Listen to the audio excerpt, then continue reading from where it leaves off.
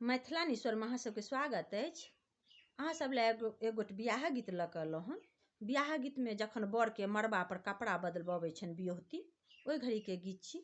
निवेदन हुनका से जे एखन तक चैनल के सब्सक्राइब नहीं केलहुँ हन ओ अवश्य करू। गीत नीक लगे तऽ लाइक कमेंट शेयर से सब करी। आओ सुनै छी। आगे माई नाक दबाई बड़ के देखू बहिना। आगे माई नाक दबाई बड़ के देखू बहिना। आगे माई जोगी छठी की भोगी से बुझा बनी कोना। आगे माई जोगी छठी की भोगी से बुझा बनी कोना। आगे माई कपड़ा निकाली बड़ के देखू बहिना। आगे माई कपड़ा निकाली बड़ के देखू बहिना।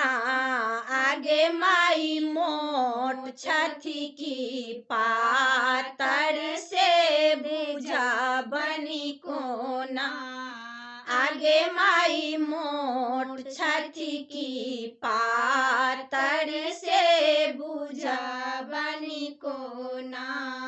आगे माई घूमा फिराए बड़ के देखू बहिना।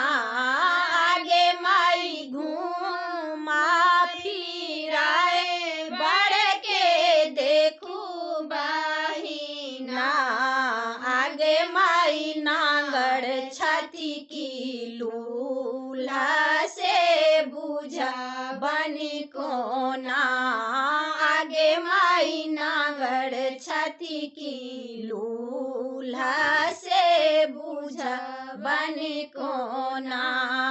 आगे माई बोला बतियाई बड़ के देखू बहिना।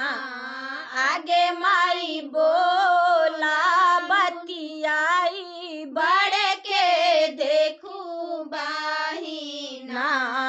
आगे माई पंडित छठी की मूर्खा से बुझा बनी कोना। आगे माई बोक छठी की बजानता से बुझा बनी कोना। आगे माई बोक छठी की बजानता से बुझा बनी कोना।